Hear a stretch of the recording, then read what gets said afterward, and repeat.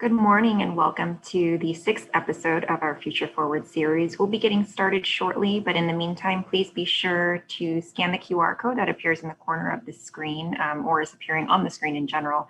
The event code is forward, spelled F-O-R-W-A-R-D, and the number 6. Again, forward and the number 6. You can either visit slido.com or scan the QR code with your cell phone. The slido.com is spelled S-L-I-D-O.com. Will be starting soon. Thank you.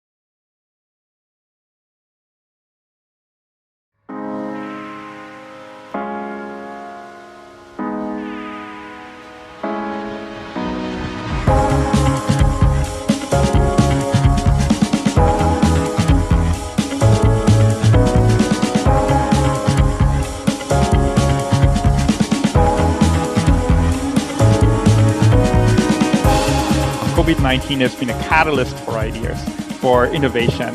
Our employers have to be flexible. How do we build wealth at the individual level in communities that did not have that previously? Every city in the world will need to get more sustainable. Innovators, entrepreneurs aren't just born, they're cultivated. Building fair and inclusive economies is a complicated process, and we will need to be vigilant as we move forward.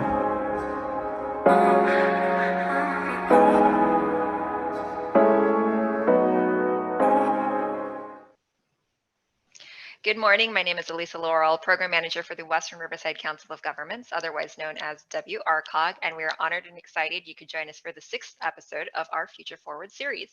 Now, for any viewers that are new out there, here at WRCOG, we serve as a regional agency that focuses on helping many of our cities and jurisdictions in the Western Riverside County subregion in the areas of transportation, planning, energy, environment, and conservation, just to name a few.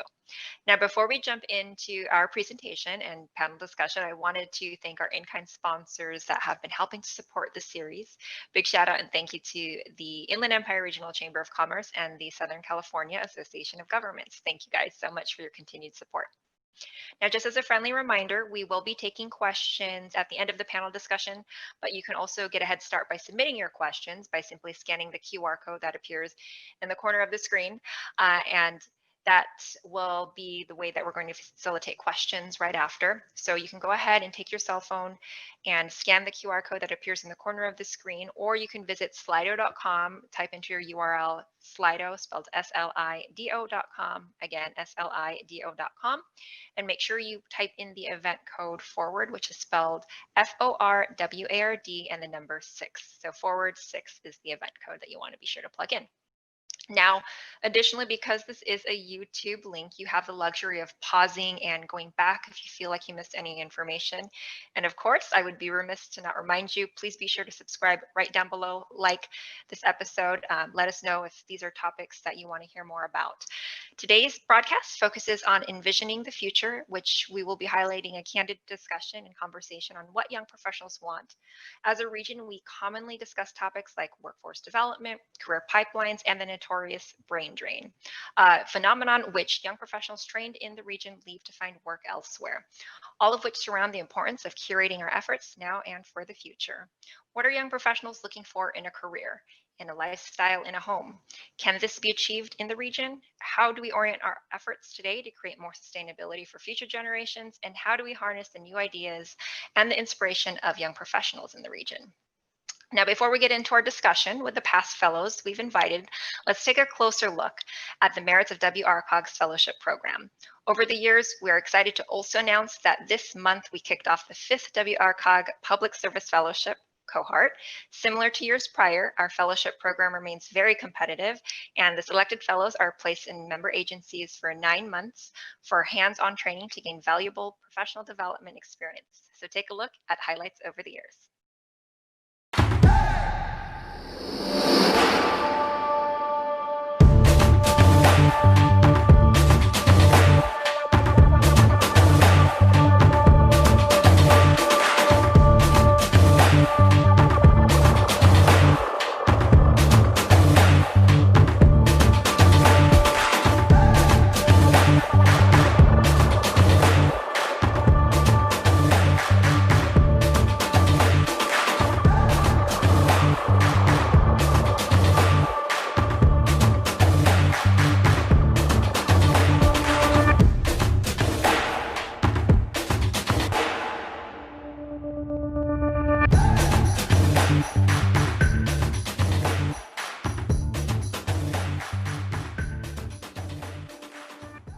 Good morning. So every episode of the Future Forward series has a special place in my heart, but this one in particular is probably going to be my favorite. And that's because there really is a special place in my heart for this episode. To give you a little bit of background, I grew up in the Inland Empire, grew up in the city of Moreno Valley. And my father jokingly would always say that he could have probably got his degree driving on the 91 freeway all these years. He commuted outside of the region. He commuted for 20 plus years to Orange County, and he worked out there and would come back to our family here in the Inland Empire. And my mother worked in a warehouse. And quite frankly, I didn't really have much aspiration. I just wanted to do good in school. And it wasn't until I had an internship at the Riverside County Board of Supervisors, Supervisor Marion Ashley's office, that opened my eyes to the possibilities of serving a community and being and staying here in this region in the Inland Empire. So I'm especially excited to be interviewing our next up and coming generation of superstars and young professionals today. So this episode is particularly dedicated to what we as young professionals and our young professionals here see for this region and what we can do in terms of growth. So it's meant to be an organic discussion. We're excited to have our fellows here from our fellowship program at WRCOG. These are our former fellows. I'm going to take a moment to have each of them introduce themselves. I'm going to start off with Eduardo, and then Andrea and Christina. If you can go ahead and give a brief introduction about yourselves and the fellowship program, the year that you were in, and again, the entities that you're working with now. Eduardo? Hello, everybody. My name is Eddie. I was placed in the city of Paris for my fellowship program, and I started in 2016 with the first cohort, and I graduated from CBU. Andrea? Hello, my name is Andrea. I was in the 2019 cohort with the City of Banning. I now work for Riverside County's 3rd District Supervisor, Chuck Washington, and I'm a graduate of UC Riverside. Christina? Hi everyone, my name is Christina McDonald and I was in the 2018 cohort for the WRCOG Fellowship. I was placed in the City of Corona with their Economic Development Department and now serve as the Special Events Coordinator at the Greater Riverside Chambers of Commerce. Great. So guys, I'm going to start off with a pretty generic question and not everyone all at once, but what is the one thing that you think that the Inland Empire in this region can be known for, and what do you think we need to do to get there? So I'm going to kind of leave it up to there. Not everyone all at once. What do you think it is? I can start off. I think one of the biggest movements that we see in the Inland Empire, specifically the Western Riverside region, is the modern agriculture technology. So we have a lot of movement going with Grow Riverside, Grow Paris, Grow Temecula, where we're trying to make sure that we are getting small urban spaces and able to grow enough produce for healthy food access for our community members. And so I feel like having University of California, Riverside, California Baptist University, higher institutions around the area, we can really do a big movement with modern agriculture. Great. Christina, Andrea, thoughts?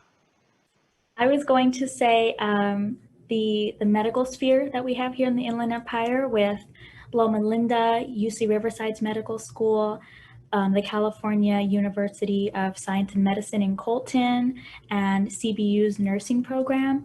All of those create really exceptional personnel for our medical field. And, if we could capture them and make sure that they stay here and work here after they have completed their studies, I think that we could grow to be a really strong medical hub for Southern California. All right, Christina? Funny because the first thing that popped into my head is our institutions that are around here as well. But we have a great, institutions here where we are bringing up the next generation of workers. So just really utilizing and taking advantage of, the students that are there, studying, the healthcare and engineering, all of those items. That we can keep them here in the Inland Empire. Great. So what do you think is perhaps the one issue hindering this region overall? Unfortunately, I think part of it is infrastructure. This means both our transportation issues, our public transportation issues, and the walkability of a lot of neighborhoods in the Inland Empire. I think that as the Inland Empire grew and grew, the infrastructure did not keep up, unfortunately, and oftentimes we see a lot of roads without sidewalks or broken roads, and I think young families are looking for a place where they can walk their dog and where you have that freedom to move, and I sometimes in the Inland Empire can feel constricted by the infrastructure we have here. Mm-hmm. Eduardo, Christina, thoughts? I completely agree with Andrea. Active transportation is a huge implication of not only making sure that our communities can travel from one place to the other, but also kind of provides avenues for healthy options of traveling. And so we want to make sure that we're able to provide these resources to our communities and to ourselves, whether we want to walk to a park, bike to our workplace. We want to make sure that the culture is safe and the culture is accepting of that community. So I definitely agree with Andrea. That's something that we're lacking here in the Inland Empire. Mm-hmm. Christina? And to take a little bit of a turn, me and my friends have often talked about, what's something that we would change about the community that we live in. And I know that we are taking great strides on this issue, but the issue of homelessness and ensuring that, we are addressing the root cause of that issue, providing programs to help people before they even get to the point of homelessness. So I know just with working at the chamber and even when I was at WRCOG, when I was in the city of Corona and then attending a few different panels with WRCOG, that's an issue that I know our region is working on, but definitely needs to continue working on it and continue running toward a solution for that. Yeah, absolutely. So I want to pivot the questions a little bit and kind of also get to the heart of the conversation today, which is internships, fellowships, and really what was what really propelled you to stay number one in this region and really start your career off. I was wondering if each of you could talk about kind of your career trajectory in that sense. So Christina, I'm going to start with you. If you want to go ahead and start off with what propelled you into working in public sector overall and a bit of that history. Of course. And just a little bit of background on me. I grew up in Chandler, Arizona, and then moved out here in 2014 to study at Cal Baptist. So studied there for about 4 years, and my thought process, at least for the first 3 years of my undergrad, was when I'm done here, I'll go home, work in Arizona, be close to family. But if it weren't for the internships that I had each summer, and even some of the internships that I had during the year, if it weren't for those, I probably would have gone home. But just the organizations that really offered me those opportunities really invested in my education and teaching me why the Inland Empire is a great place to live, work, and play. So I did have a handful of internships, and then definitely the WRCOG fellowship was a major reason why I stayed. And then just learning about what's going on in the local community, how the government and businesses all work together to create strong communities is really just what kept me here. And I was definitely bought into everything that the Inland Empire is moving toward, specifically Riverside itself. So that's how I ended up here. Well, we're happy to have you here and continue to hope that you stay here. We want to keep talent in the region, definitely. So Andrea, I'm going to go ahead and pivot over to you. Interestingly, can you talk about what inspired you to work in the public sector, and particularly with the 3rd District? Of course. I was born and raised here in the Hemet-San Jacinto Valley. And it was the interactions that I had with local government entities growing up that I think pivoted me towards public service, just gently over the years. And then in going into college, I thought to myself that this is really where I want to do my good in the world. The interesting thing is that the 3rd District encompasses the Hemet-San Jacinto Valley. So it is really exciting and feels full circle for me to be working for the constituents that I have grown up with, that are my neighbors, and the communities and the streets that I know really well. I think that when you have that investment in what you're doing, it makes the work, and especially the public sector, that much better. Great. And Eduardo, do you want to talk a little bit about your time in Paris? I know that you started off as an intern and worked your way up. So really exciting stuff in terms of your career trajectory. Sorry, word buckle there. But Eduardo, do you want to give us a little bit about your background on that? Of course. So I applied to the WRCOG Public Service Fellowship. And when I was placed at the City of Paris, I never had a trajectory or never had in my mindset to work for local government. So when I was given the opportunity to enter at the City of Paris, I was assigned to the Administrative Services Department. And at that time, the department was leading a demonstration garden program. And so the opportunity was risen to not only apply the public health education that I was acquiring at Cal Baptist, but also apply to local government and how that also intertwines with the built environment. And so I really enjoyed learning about public health, but at the same time learning about local government and how those two intersect. As we started growing, as the program started growing, it started to expand more and have a bigger impact citywide. And so the City of Paris giving more opportunities to grow professionally. And I really saw the impact that local government can have on their constituents. And so one of the biggest passions for public health is serving our undeserved communities. And so I really enjoyed staying here, and I've been here for the past 4 years. Right. And Eduardo, do you want to share a little bit about kind of the mentorship that you received over at the City of Paris? And I also want to take it to each of you if you guys have had mentors along the way in terms of your career and the importance of that. Yeah, definitely. My supervisor during the internship was Isabel Carlos, who is now serving as the Assistant City Manager.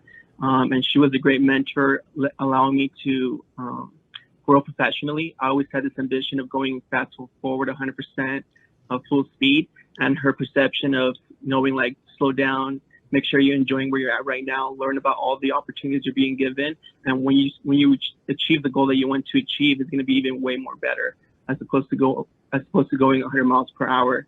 So I really appreciated the open communication, the open conversations, the opportunities you provided me for growth. And the City of Paris during that time also piloted a program called LEAD.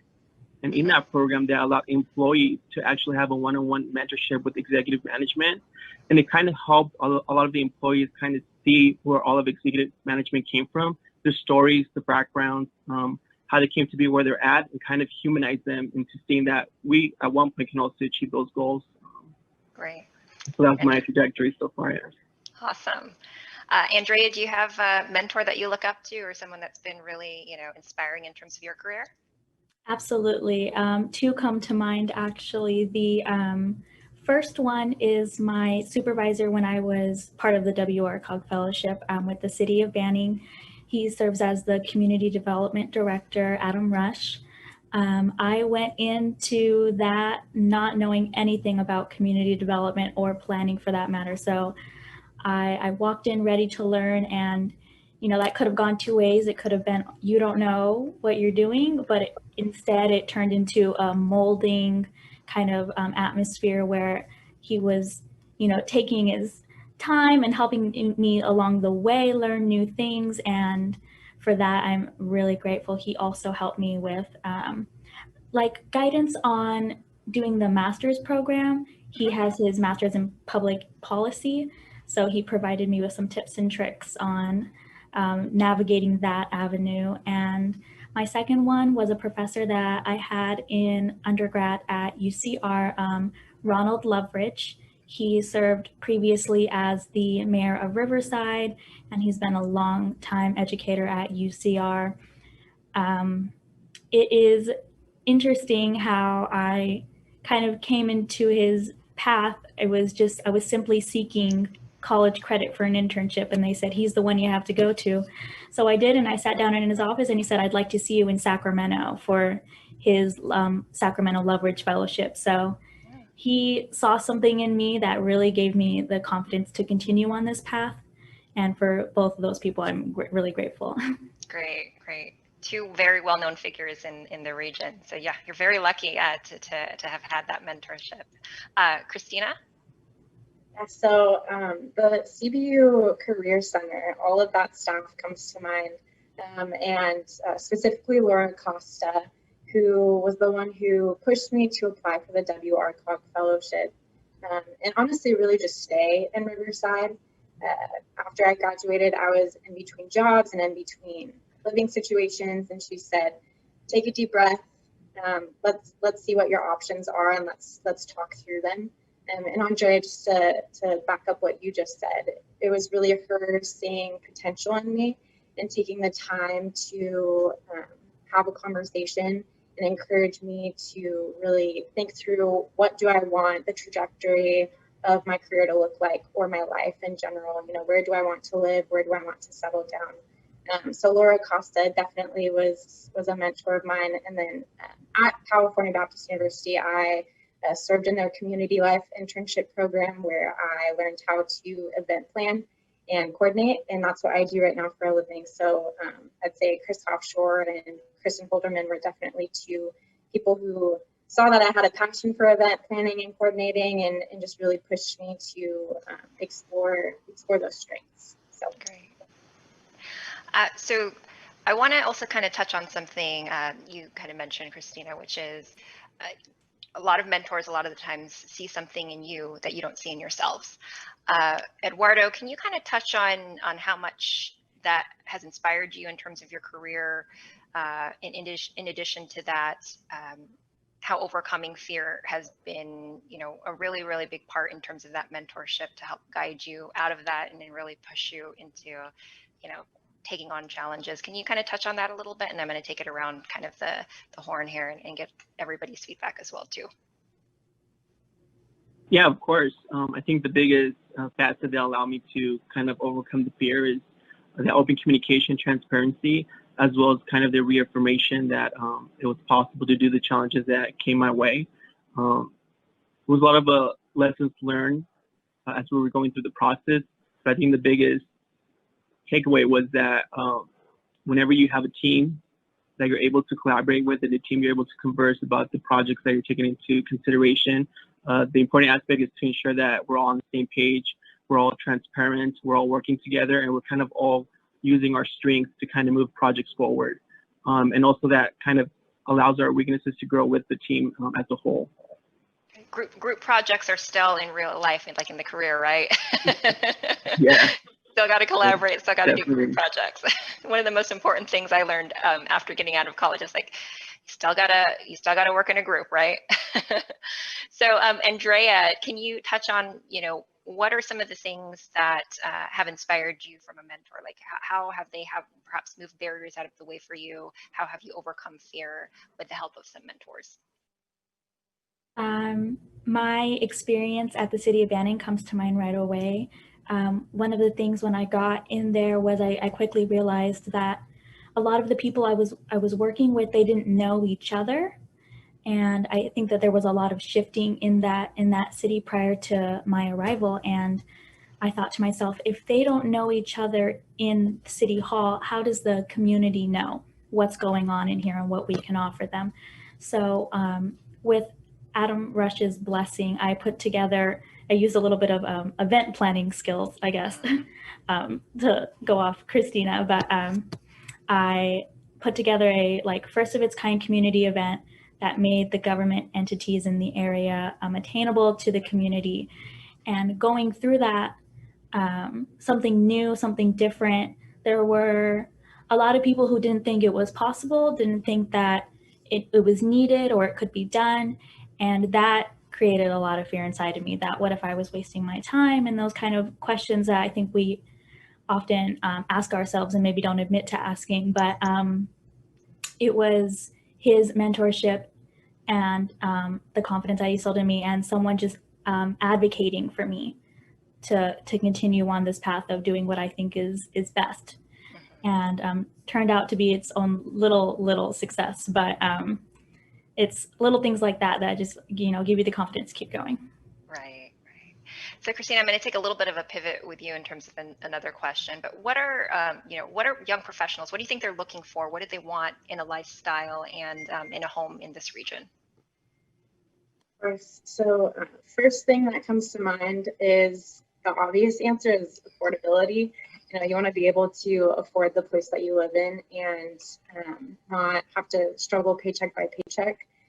But when I dig a little bit deeper, I think of a place that is clean, that's a family-friendly community, a community that encourages people to come together and get to know one another, to be involved in the local government and what's going on in city council and all of those items. So I think the Inland Empire specifically is doing a great job at that. Specifically, I know in Riverside, we have programs like Keep Riverside Clean and Beautiful and long nights of innovation that happens in downtown Riverside pre-COVID, not right now, but can't wait for that to get rolling back again. But just having a community where organizations are all on the same page, where we want to continue improving this region. We want to have the community love the city that they live in.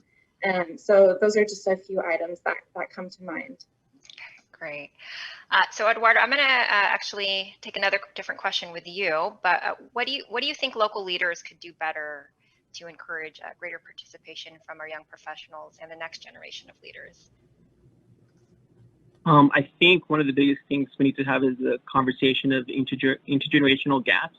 So ensuring that millennials and boomers start having collaboration a little bit more, especially when it comes to the workplace and how millennials have a different take of how they want to adapt their workplace to telecommuting, to now working the usual 9 to 5, and kind of allow that adaptation as the older generation are more used to, routine schedules of 8 to 5, Monday to Friday. I also want to, when the conversations happen, if the older generation can help us with the institutional knowledge and experience that they have gained throughout their professional life, but as well as not shut down all the green ideas that we have as millennials. When we talk about active transportation, we have this big vision of bicycle lanes everywhere, from work to home to the park. And then, of course, institutional knowledge, they also take into consideration safety, traffic control, congestion. We want to make sure that we also address the homeless population when we're doing active transportation, how that's going to play into the world.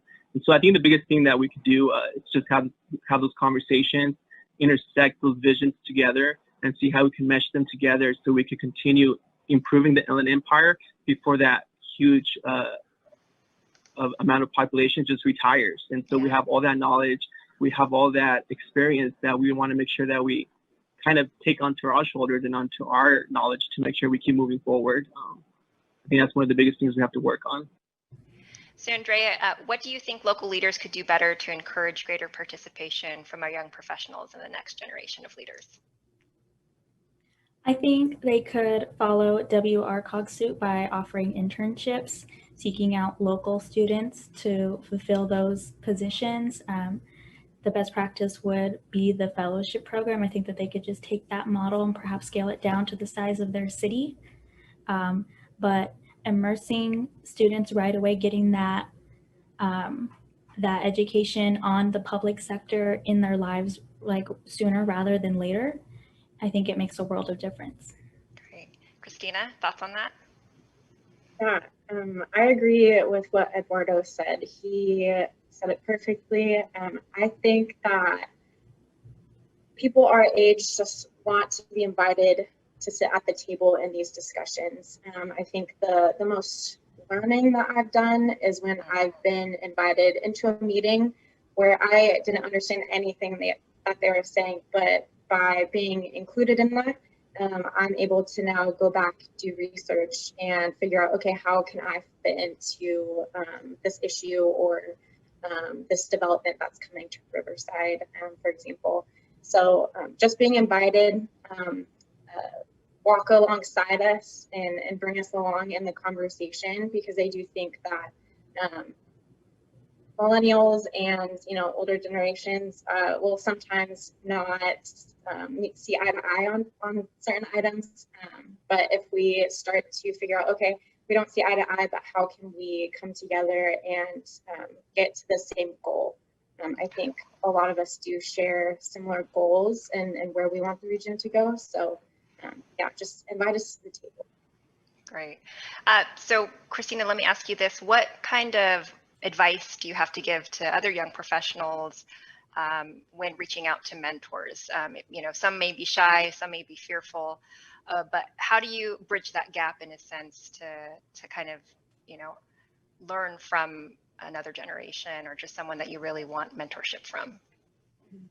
I would say I definitely fall along the more shy side when it comes to asking someone for help or asking someone, to get a cup of coffee. But I recently had someone ask me if someone younger than you asked you to get coffee or asked you for advice or asked you to be in some type of mentorship role, how would that make you feel? And honestly, it would make me feel very honored and privileged to help someone that's younger than me through everything that they're going through. So I think understanding that mentors aren't scary. People who are older than us and who have tons of knowledge and tons of life experience, they aren't scary. They are here to help us, and we should utilize all of their strengths and all of their wisdom while we can. Great. Eduardo, what are your thoughts on that? Do you have any advice to give to younger professionals? Yeah, I think we have to roll up the dice and kind of be a little aggressive. We want to look for a mentor, especially because as being the mentee, you get a lot of that relationship. And I want to also, what Andrea was saying, doing those internships, the WRCOG, those fellowships, those connections that you have with professors and executive management at the local government level, those connections wouldn't happen without those opportunities.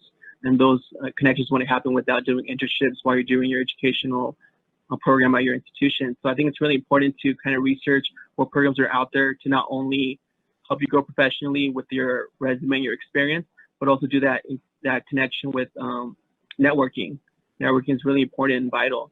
So whenever people invite you to the table, when people invite you to conferences, as you invited us to this panel host, it's really it's really beautiful to connect Christina and Andrea and have a better networking system in the Empire and kind of work together for these mentorship programs. Great. Andrea, thoughts?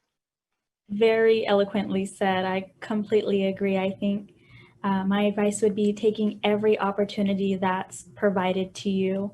No matter what happens, if you take an opportunity, you will learn something from it.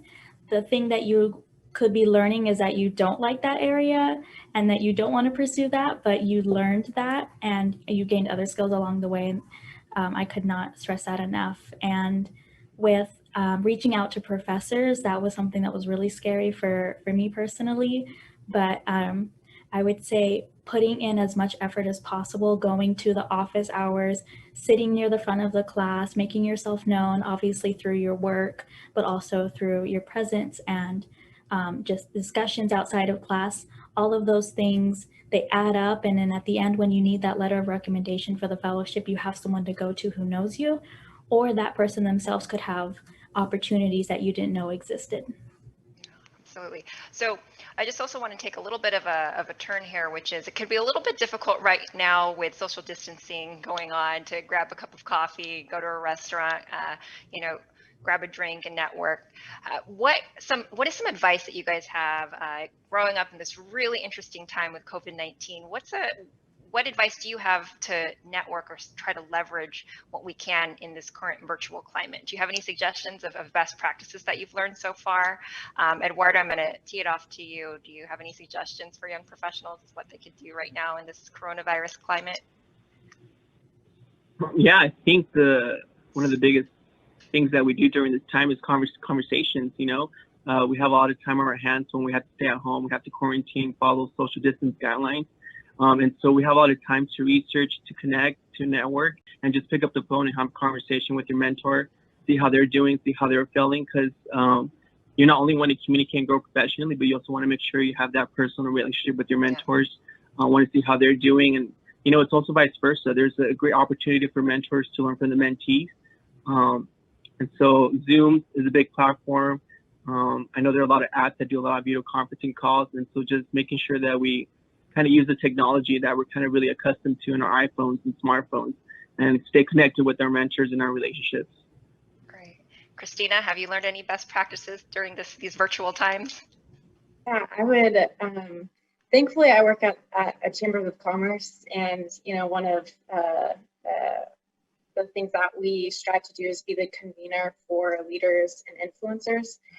So I thankfully have a network in front of me through my job. But I would say definitely through LinkedIn, I have been able to connect with a wide variety of people from the Inland Empire and from across the world that have similar jobs as I do, or who are looking to learn from me, and I'm looking to learn from them. So just using, like Eduardo said, those platforms that are here for us during definitely a time where in-person networking isn't super possible. So yeah. Andrea, virtual coffees, what are you doing right now in coronavirus? To piggyback off of both of you, LinkedIn is definitely my go-to when trying to reach out to new people during the COVID-19 pandemic. I had a couple people reach out to me through the private message about the WRCOG fellowship, asking for advice. People that I didn't know, but that went to my school, or we had something else in common. They asked, for tips on their applications and those kind of things. And I think that LinkedIn that's been a great thing, because I don't know that I would have reached out to those people without, kind of the need almost, or, without us sitting at home on social media or on LinkedIn all day, that kind of thing. So in that sense, it's been really good. And then on the flip side, as Eduardo was saying, from the employer side, I hope that a lot of employers don't kind of just give up on their internships during the pandemic, thinking that, we can't have anybody here, there are no new people, inside of City Hall or those kind of things, and instead take it as an opportunity to be innovative and perhaps do a virtual internship. I know that there are a lot of students out there with time on their hands, and, they want to serve. Yeah, Great. So I'm going to kind of go back to some of the questions that we have really around the Inland Empire and how can we really start to harness the growth that we have here. Particularly, how do we tell our story better about the Inland Empire? I know we have a lot of hidden gems out here. So let me start off with a really simple question. I'm going to start off with you, Christina. What do you think we can do as the Inland Empire, as Western Riverside County, to tell our story better and really highlight some of the great assets that we've got out here? So, like I said, I'm not originally from here, and even as I was going to Cal Baptist, living here full time, I didn't know what was around me or what was going on, what the new developments were coming in. And it wasn't until WRCOG and working for the chamber that I really understood there's a lot going on, and there is a ton for this area to offer for people. So I would just say it's as simple as communicating with residents. You know, this is what this development is coming. Please come to City Council and hear what's going on with it. So inviting the community in on those items, and definitely having a government and the entities around it working with the community to communicate those items. Okay, great, thanks. Eduardo, what are your thoughts on highlighting some of the gems that we've got in the region, and how can we tell our story better? Definitely, I feel like we had to have a huge push on marketing and branding of the Inland Empire. So when you think of San Francisco, San Diego, or LA, something already comes up to your mind. You know, Disneyland, you have the beach in San Diego, and so we want to make sure that we start marketing and branding something that's unique and special here in the Inland Empire. So when people from Northern California or outside of the state hear that name, they have something to connect it to. And hopefully it branches off to see even hidden gems that people didn't anticipate will be here. So I think we need to have a huge effort on our marketing and our branding, especially because we do have a lot of freeways, a lot of billboard banners that, you know, can highlight a lot of the special events, special things that we have going on here. That'll be really great. Andrea, thoughts? I could not agree more. I have a little bit of a different perspective from Christina because I was born and raised here and I watched the region grow. What first comes to mind is Menifee.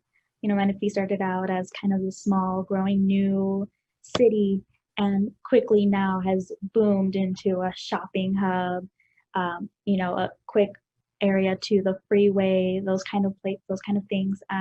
So it's been really exciting to see that development and that growth over the years. And I think to keep people here, as Eduardo said, we do need to work on our marketing of the area. There are so many hidden gems. You know, we have that big city feel in places like Riverside, but then we also have the small town rural vibes that you're not going to get anywhere else. You're not going to get those in Orange County and LA, where there's no space for growth of the city because all the space is taken up. And, you know, I think we have that land and we have that area. Every time you see land, you see area for opportunity and the growth of that's just waiting to happen, you know, that we're witnessing. So I am personally really excited for the Inland Empire. Great.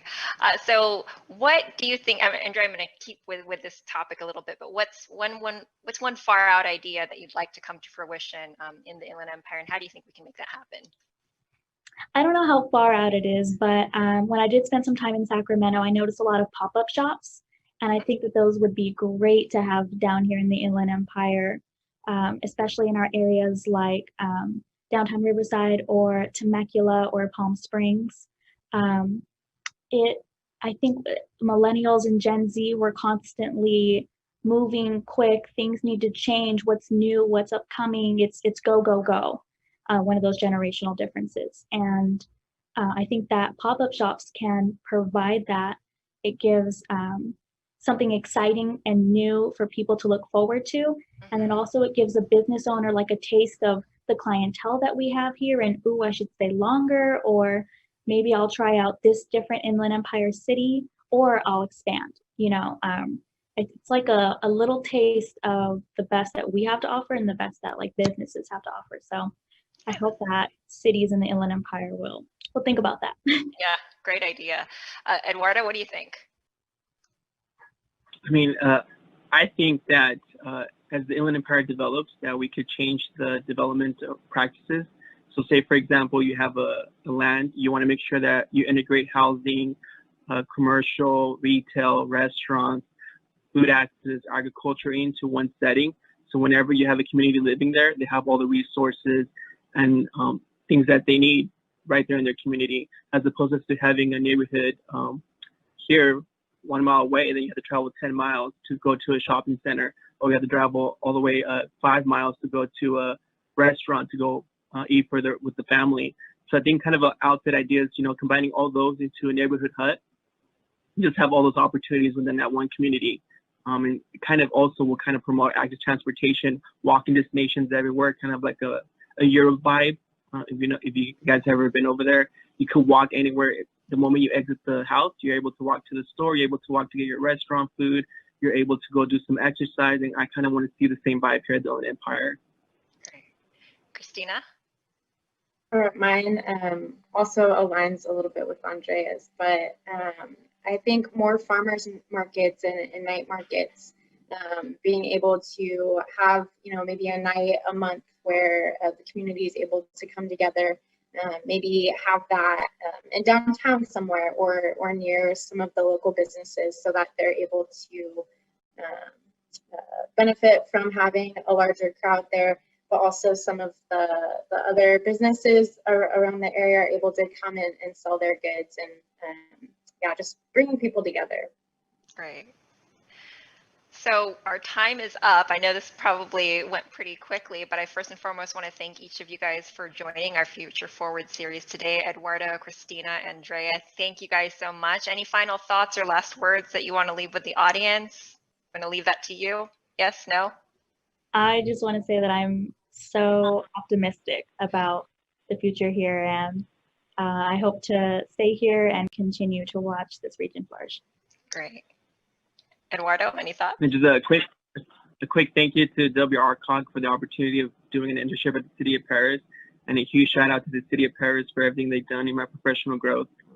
It's been an amazing experience. Great. Christina?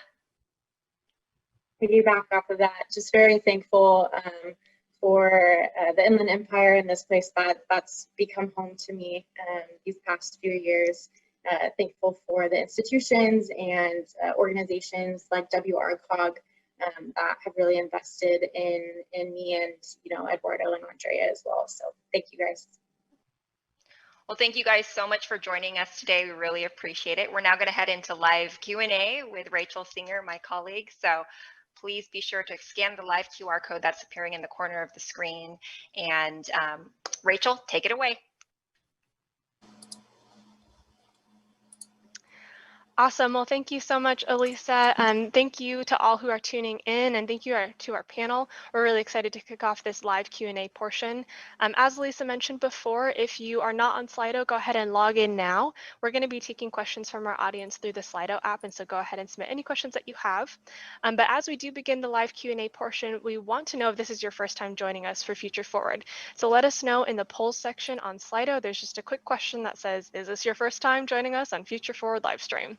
But while we wait for those results, our panel was just discussing maybe some of the far out or out of the box ideas that they'd like to see come to fruition in the IE.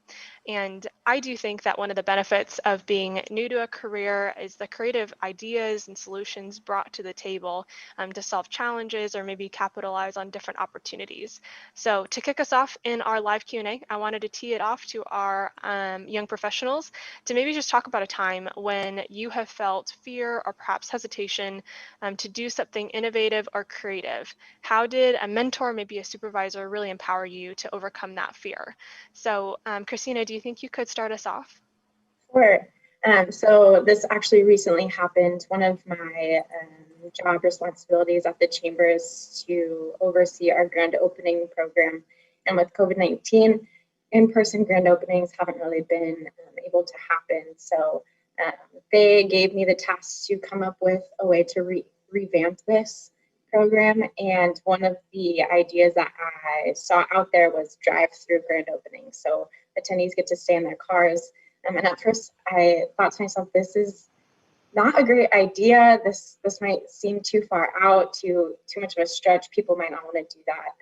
But thankfully, I presented it to them, and it is one of the options that we're offering our membership now. So they were very supportive and very thankful that I presented that idea, something that they probably wouldn't have thought of on their own. Yeah, that's awesome. Eduardo, how about you? Yeah, definitely. With Grow Paris, we do provide a lot of grant administration and grant writing to secure funding. And so with that opportunity, we are allowed to be innovative. One of the biggest measures for grant writing to see if we're going to get funding or not is to see a different lens of how we're going to be tackling the issue we're addressing. And so I got the support from my supervisor and mentor, the green light to actually submit those grant applications with those innovative ideas. And one of them was like how to address food access within the built environment. And so creating 30 food gardens throughout the city, within schools, within churches, within the city hall campus. So that was the support I received. Yeah, definitely. I think so when I first started at WRCOG, one of the opportunities that I got to do was go to some of those ribbon cuttings of those community gardens. And it was awesome to see the community really want to get behind something. And I thought it was such a creative way to allow the community to even take ownership of something and for it to be sustainable in the long term as well. Yeah. So Andrea, what are your thoughts perhaps on the question? How has a mentor or supervisor really empowered you to overcome some fear? My thought is by providing resources or meeting me halfway with ideas. We can present something or a really innovative idea, and then they say, okay, make it happen. But if they kind of meet you halfway and say, here's what I have to offer you to make your envision a reality, I think that also instills us with confidence and the motivation to say, oh, okay, he's or she is putting in more effort into what I'm presenting, so I'm going to move forward with this. Yeah, definitely. So one of the, I guess, on the flip side of being new to a field, the flip side of being new to the field and bringing creative thought to the table is just that a lot of young professionals, they may not have the experience or the knowledge or understanding of norms or bureaucracies or whatever that might be. So what do you think that recent grads and young professionals can do better as they enter the workforce to maybe combat some of those stigmas or labels that are often put on young professionals? So Eduardo, do you mind starting us off answering that question? Yeah, of course. I think one of the biggest things that we have to do aggressively is research and kind of use the tools that we have at hand. I've been assigned tasks that are completely outside of my field, like managing construction projects, something I've never done before. And so I had taken upon myself to do the research, to actually network with other professionals that have been in the field for years and kind of learn from them as well.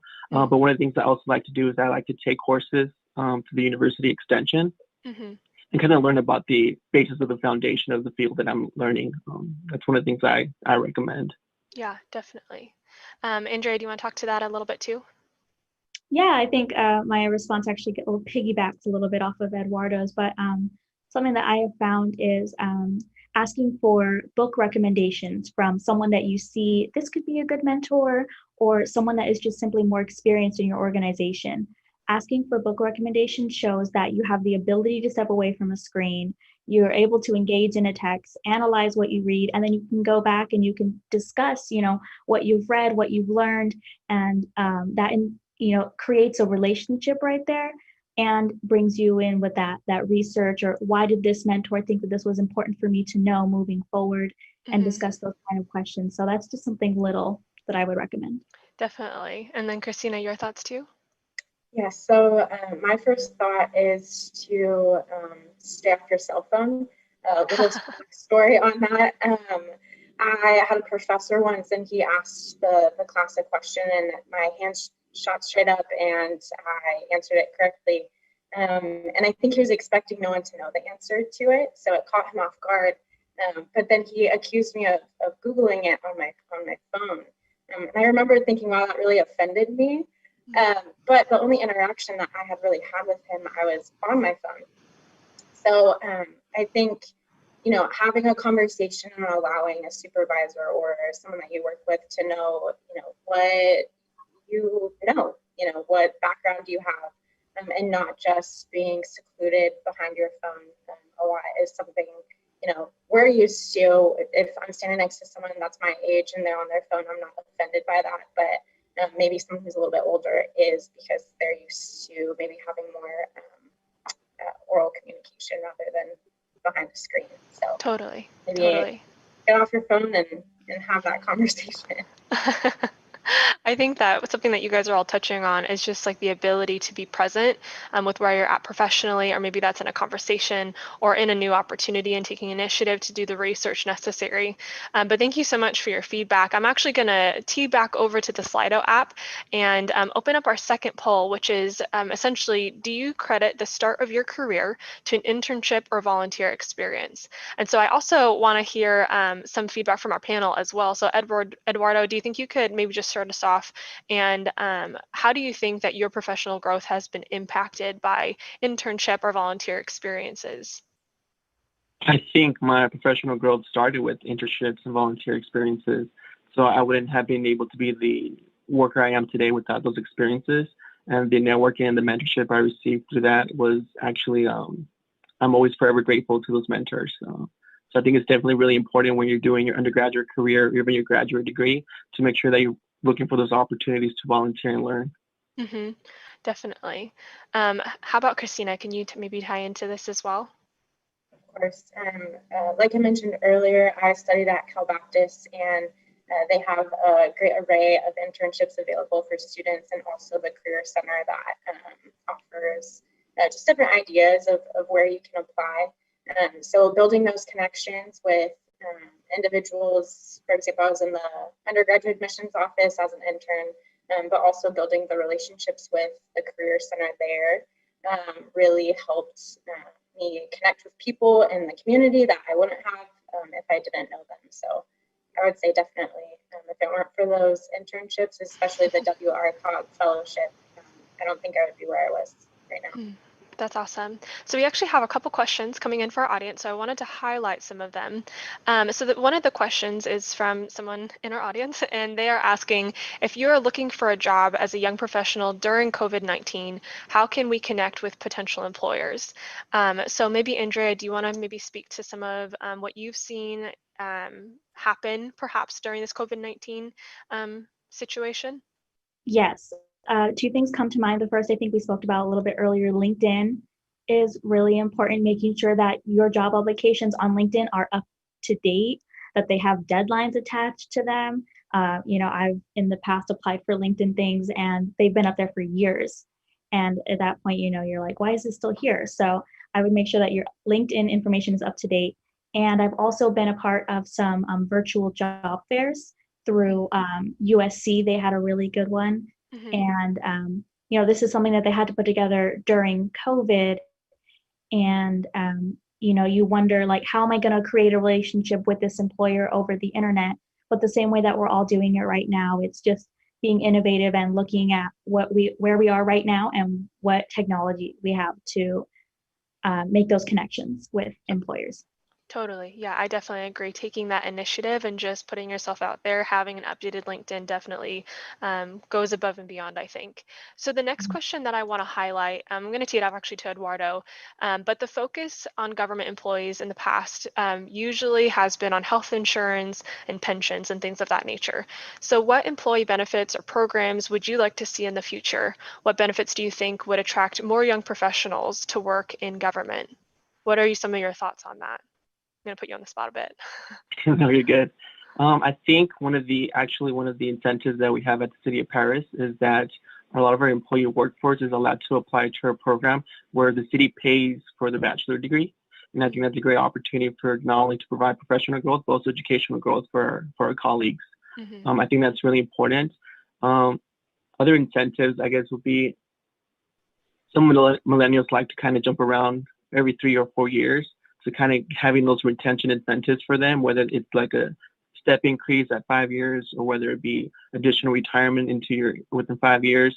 It's just, I guess, more incentive to kind of put it in place and retain it a little bit longer than we usually do.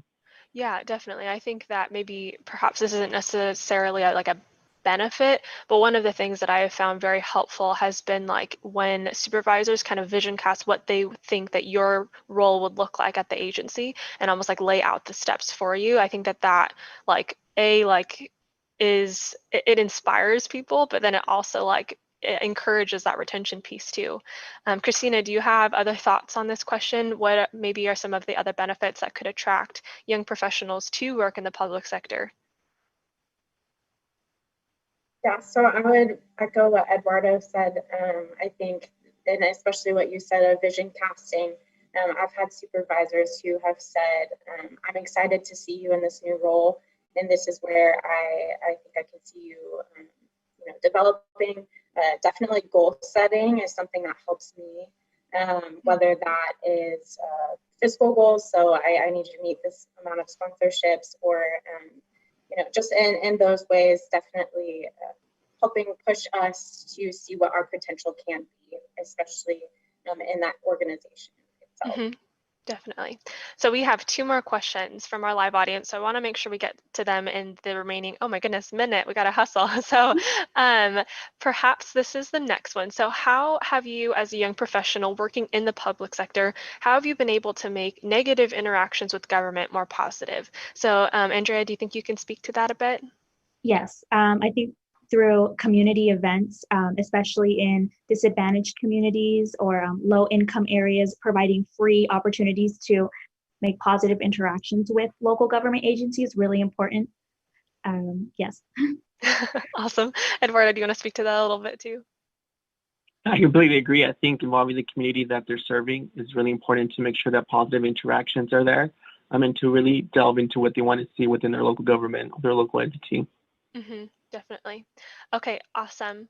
So the last question that we have for today is, in each of your roles, what has been the most difficult obstacle to overcome during the pandemic, and how have you worked through it?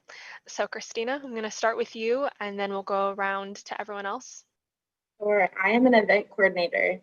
And all of my events prior to COVID were in person, typically larger, anywhere from 200 to one of our events was, anywhere up to 900 people. So definitely taking a pivot, we took a minute to try to adjust and see, okay, where are opportunities and where can we still bring value to our membership through these events. So that we definitely had to pivot, and I do still think that we are championing for stronger communities through that, and providing great information through our virtual platforms. So yeah, definitely. It's been difficult.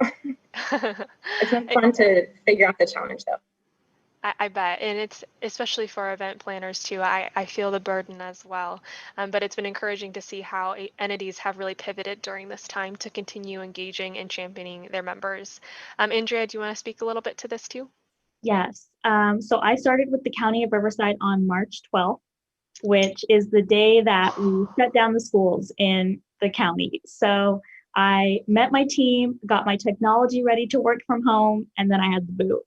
So though I had interned with this entity a year prior, I was relearning about the county, the people I work with, meeting new departments, all while not being there and not seeing people, and emailing people I'd never met or spoken to. So to get that has been my biggest challenge. But thankfully, I have a very supportive team that has, met me in this moment, like where I am, and has helped me with perhaps like additional contacts that I needed, or guidance on how to do something, just little things that keep us feeling like a team, even though we're apart. Mm-hmm, definitely. Eduardo, do you want to wrap us up today? Yeah, of course. I think the biggest thing that was the challenge was the transition from working at the office 5 days a week to telecommuting.